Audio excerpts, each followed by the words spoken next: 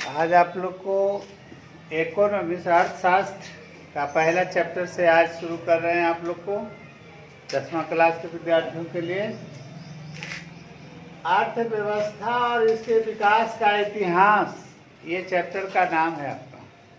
इसमें अर्थव्यवस्था, सबसे पहले आपको ये समझना होगा कि अर्थव्यवस्था क्या है।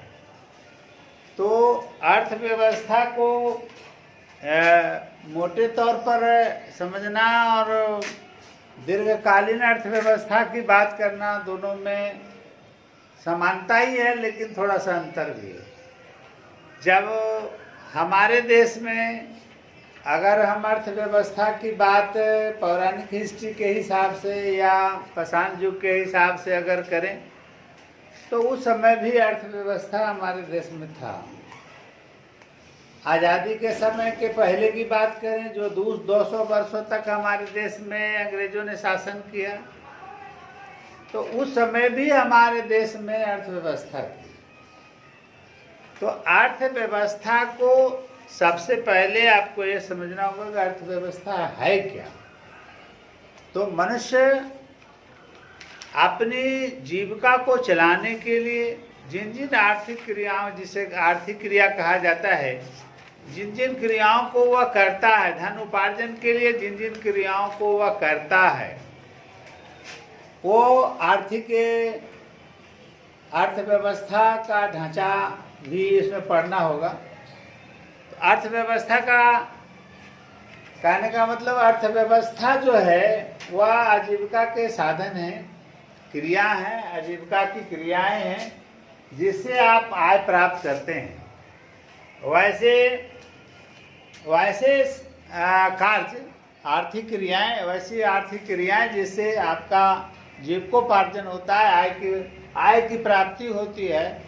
ये सारे के सारे क्रियाएं, जितनी भी क्रियाएं, चाहे वह डॉक्टर जो है वह मरीज का इलाज करता हो, शिक्षक क्लास में, कॉलेज में, स्कूल में पढ़ाते हो, बढ़ई जो है लकड़ी छीलने का काम करता हो, या दुकानदार दुकानदारी करता, ये सब आर्थिक क्रियाओं के अंतर्गत ही आते हैं।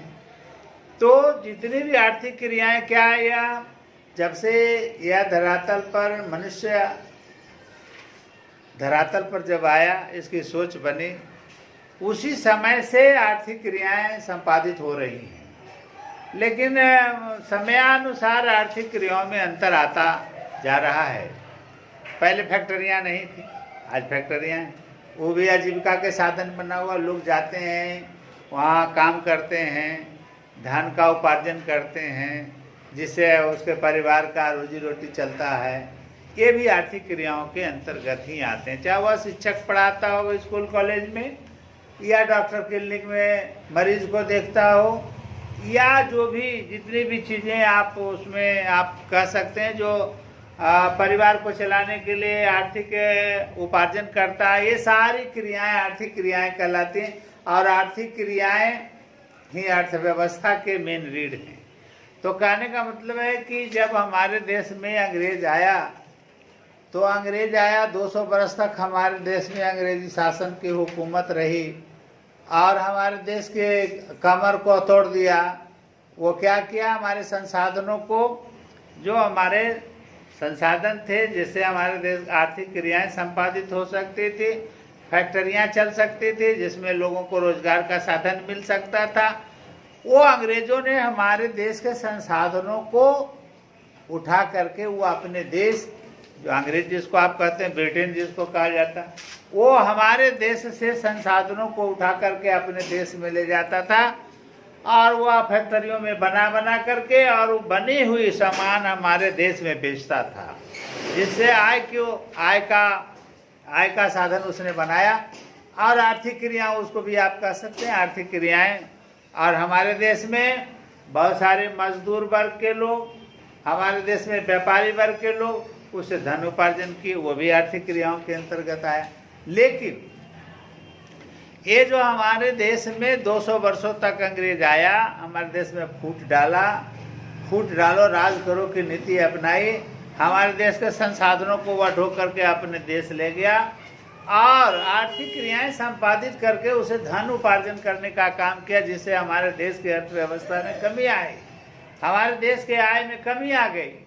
ये अर्थव्यवस्था में थोड़ा सा जो आज परिवर्तन देख रहे हैं, आज जो हमारे देश की अर्थव्यवस्था गिरी हुई अर्थव्यवस्था है, उसका एकमात्र वजह वो है ब्रिटेन वाले लोग, जो हमारे देश में 200 वर्षों तक हमारे देश को उपनिवेश बना के रखा। मैंने उपनिवेश की बात, उपनिवेश से आप क्या समझते हैं? उपनिवेश को समझा दें आपको। जो भी समृद्धशाली देश, शक्तिशाली देश है, किसी देश पर जब वो उसके व्यापार पर, उसके शासन तंत्र पर जब अपना कब्जा जमा लेता है, तो उसके अधीन वह देश हो जाता है। शासक देश उसको बोलते हैं। जो शक्तिशाली देश है, किसी गरीब राष्ट्र कह सकते हैं, या कम मजबूत देश भी कह सकते हैं, जिसके अपने कहने का मतलब कि उतने संसाधन विकसित नहीं है, उन देशों पर वह अपना कब्जा जमा लेता है, वहाँ के व्यापार और शासन पर अपना नियंत्रण कायम कर लेता है। तो जिस देश पर शक्तिशाली राष्ट्र कब्जा जमा लेता है और अपने नियंत्रण में कर लेता है, सारे बागडोर अपने हाथ में कर लेता है, व्यापार से लेकर के शासन तंत्र तक अपने हाथ में कर लेता है, वह देश क्या कहलाता है? शासक देश कहलाता है। और जिस देश पर यह वो कायम करता है अपनी व्यवस्था को, वह उपनिवेश देश कहलाता है। तो आप उपनिवेश से क्या समझते हैं? आप समझ गए होंगे उपनिवेश से क्या समझते हैं? इसमें कोई दिक्कत?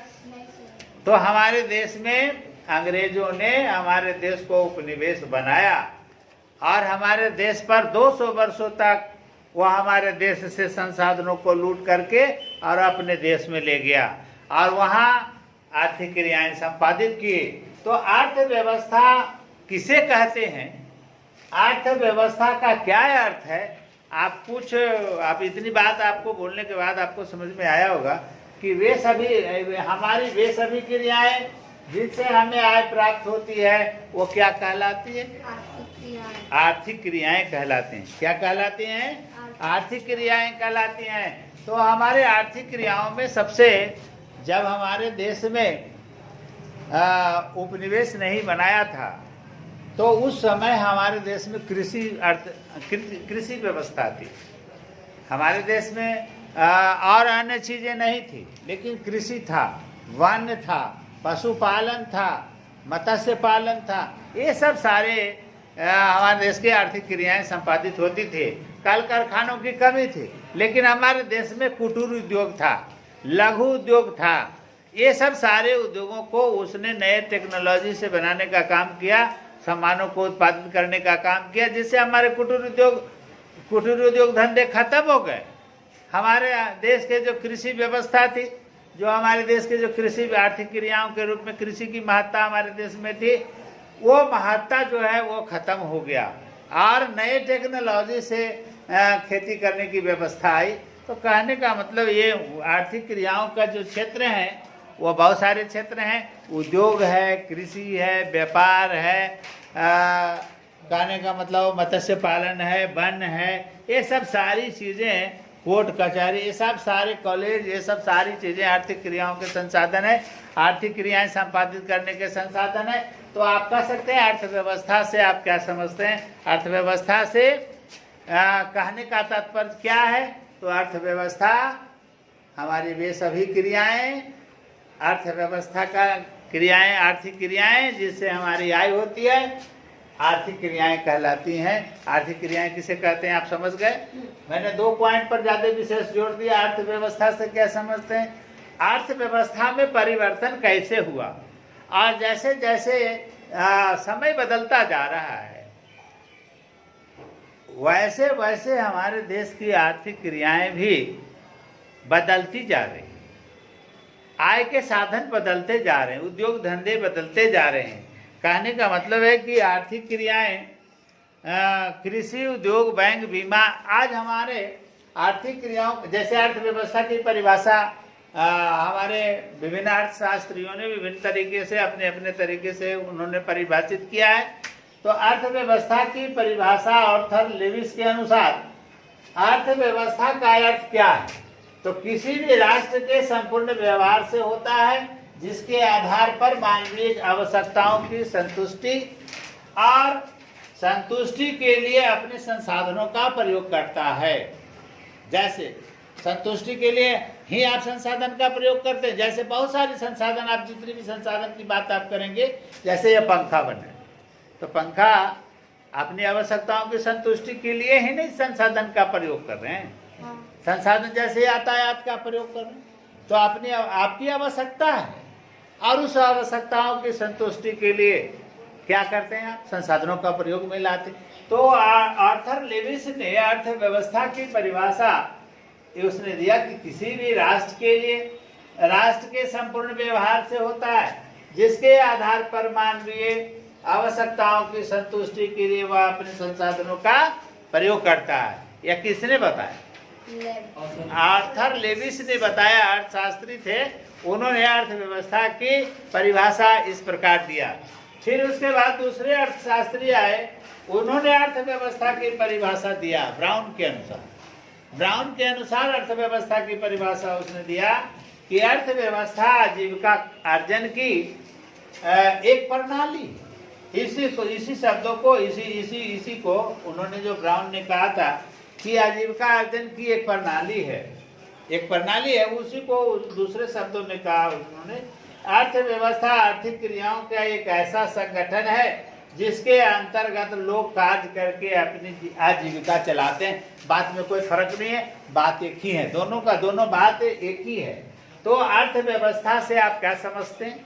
अर्थव्यवस्था में कैसे परिवर्तन होता है, समय के साथ कैसे परिवर्तन होता है, अर्थव्यवस्था की क्या परिभाषा है? तो अर्थव्यवस्था की परिभाषा आपको मैंने बता दिया।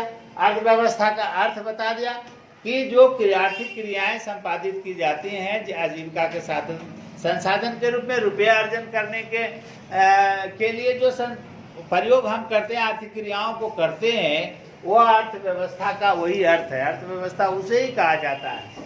अर्थव्यवस्था की परिभाषा हमारे दो अर्थशास्त्रियों के अनुसार मैंने लिख दिया है, इसको आप नोट भी कर लेंगे। इसके बाद आपको एक चीज और बता दें, इसके बाद छोड़ देंगे, संरचना और ढांचा। अर्थव्यवस्था की क्या संरचना है और उसके क्या ढांचा है? मतलब कहने का मतलब है कि उसको कितने क्षेत्रों में बांटा गया है, अर्थव्यवस्था को कितने क्रियाओं के रूप में मोटे तौर पर बांटे गए हैं। ये आपको मैं आपको यहाँ ग्राफ बना दूं, आप समझ जाइए। आर्थिक क्रियाओं को मोटे तौर पर 3 भागों में बांटा गया। पहला है प्राथमिक क्षेत्र है, दूसरा है द्वितीय क्षेत्र भी कहते हैं इसको, द्वितीय क्षेत्र भी कहा जाता है, और तीसरा जो क्षेत्र है वह सेवा क्षेत्र है। कौन क्षेत्र है? सेवा क्षेत्र है। तो प्राथमिक क्षेत्र किसे कहते हैं? इसको उद्योग क्षेत्र भी बोला जाता है, जरा याद रखेंगे, इसे उद्योग क्षेत्र भी कहा जाता है। अब है कि प्राथमिक क्षेत्र किसे कहते हैं, इसके अंतर्गत कौन कौन से आर्थिक क्रियाएं के ढांचा है, संसाधन के भागों में बांटा गया? 3 भागों में। आप कहिएगा इसको कि 3 भागों में बांटा गया।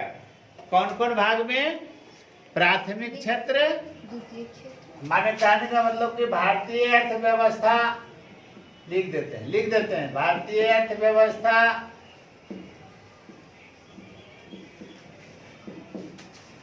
अर्थव्यवस्था के संरचना, अर्थव्यवस्था की संरचना,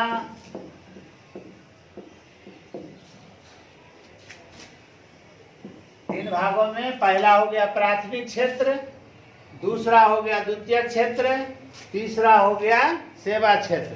तो प्राथमिक क्षेत्र के अंतर्गत कौन कौन से क्षेत्र आते हैं?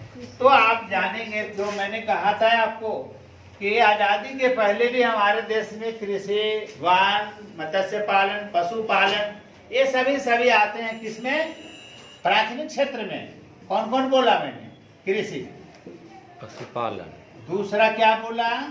पशुपालन, पशुपालन। तीसरा क्या बोला? मत्स्य मत्स्य पालन। वन मत्स्य पालन।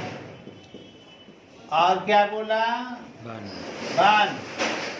ये प्राथमिक क्षेत्र के अंतर्गत आते हैं, कृषि, पशुपालन, मत्स्य और वन।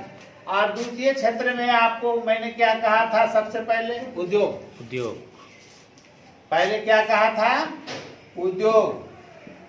उसके बाद क्या बताया था आपको? निर्माण। निर्माण। निर्माण माने समझते हो ना? नए नए जो संरचनाएं हो रही है वो निर्माण। गैस एवं बिजली। ये है गैस या आप अथवा बिजली दोनों कह सकते हैं, एवं बिजली। गैस एवं बिजली ये द्वितीय क्षेत्र के अंतर्गत आते हैं। सेवा क्षेत्र में बीमा, यातायात, व्यापार,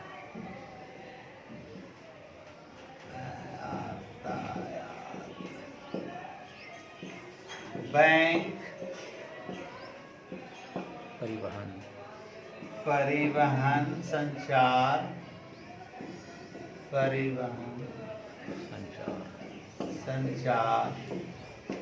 इत्यादि। ये सभी सेवा क्षेत्र के अंतर्गत आते हैं। सेवा, अभी तीनों को आप समझा कि नहीं समझा? प्राथमिक क्षेत्र वे क्षेत्र हैं जिसमें दूसरे की कोई आवश्यकता नहीं। ये जैसे आपको कृषि के क्षेत्र में ये प्राथमिक क्षेत्र में अंतर्गत आता है। और ये जानते होंगे आप कि जब जिस समय आज़ादी हुई थी तो ये हमारा टोटली इसी पर हमारा आय निर्भर करता था। उस समय हमारे देश में 58.7% की विकास की जो दर थी वो इसी से था, प्राथमिक क्षेत्र से था। लेकिन जब आज़ादी मिली हमारे देश में तो यह घट करके 22% पर पहुंच गया। कौन? प्राथमिक क्षेत्र से जो हमारे देश में जो आय होती थी उसका जो योगदान था वो 58.7% था। किस समय? आजादी रूप से कौन क्षेत्र था? प्राथमिक क्षेत्र ज्यादा था। आधा से ज्यादा हमारे देश के विकास में उसका योगदान था। कितना मैंने बताया? 58.7% था, जो आज घट करके अभी वर्तमान में वह क्षेत्र प्राथमिक क्षेत्र से हमारे देश का योगदान मात्र 22% रह गया है। द्वितीय क्षेत्र जो हमारे देश में जिस समय आजादी हुई थी उस समय 14.3% मात्र था। किससे? उद्योग धंधों से आए। उद्योग धंधों से आए मात्र कितना था? 14.3% था। आज जो आज अभी जो प्रेजेंट वे है उस समय अभी जो है 22% पर पहुंच गया है। कितना प्रतिशत? आजादी के समय प्राथमिक क्षेत्र से कितना था?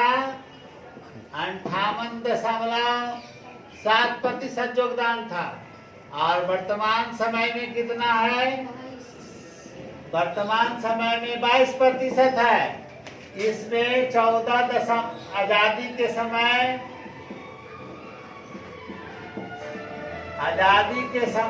14.3% है।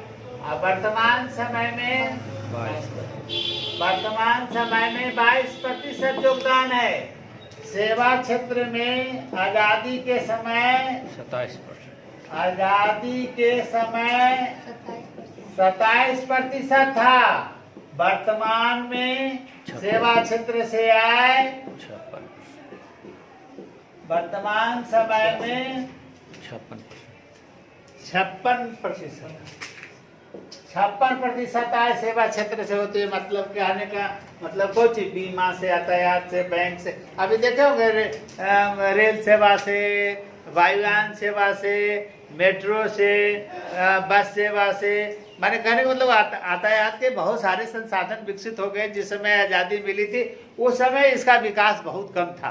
ट्रेन केवल चलती थी। उस समय हमारे देश के जातीय विकास में योगदान मात्र 27% का था, लेकिन सेवा क्षेत्र का सबसे ज्यादा विकास हुआ। इसीलिए अभी वर्तमान समय में सेवा क्षेत्र से हमारे देश का योगदान आय में कितना योगदान है, 56% है। समझ गए इसको? तो कहने का मतलब अर्थव्यवस्था, जो भारतीय अर्थव्यवस्था की जो संरचना है वो मूल रूप से कितने प्रकार के हैं? 3 प्रकार के। पहला बताया क्या? प्राथमिक क्षेत्र। दूसरा बताया द्वितीय क्षेत्र, उद्योग क्षेत्र भी कह सकते हैं। और तीसरा बताया कौन? सेवा क्षेत्र। और आज़ादी के समय क्या था उसका आंकड़ा मैंने लिख दिया, इसको थोड़ा याद रखेंगे, क्योंकि वर्तमान परिवेश में जो परीक्षा होती है वो वैकल्पिक सवाल में इसका सवाल पूछा जाता है। तो प्राथमिक क्षेत्र के अंतर्गत इतने चीज आते हैं, वो द्वितीय क्षेत्र के अंतर्गत इतने आते हैं, सेवा क्षेत्र के अंतर्गत इतने आते हैं। आज अर्थव्यवस्था के ये 3 क्षेत्रों के बारे में संरचना, भारतीय अर्थव्यवस्था की संरचना के बारे में बता दिया। अब अगले नेक्स्ट दिन जो है मैं इसके आपको अर्थव्यवस्था के प्रकार बताएंगे कि अर्थव्यवस्था कितने प्रकार के होते हैं, जैसे पूंजीवादी अर्थव्यवस्था, हाँ, सभी मिश्रित अर्थव्यवस्था, ये सब सारी चीजें कल आपको डिटेल से आपको समझा देंगे। अब आप डेली का डेली आप इसको जरा सा स्टडी भी करेंगे तो हम कल अगले दिन का जो टॉपिक देंगे उसको फिर आप पढ़ेंगे। ठीक है, धन्यवाद।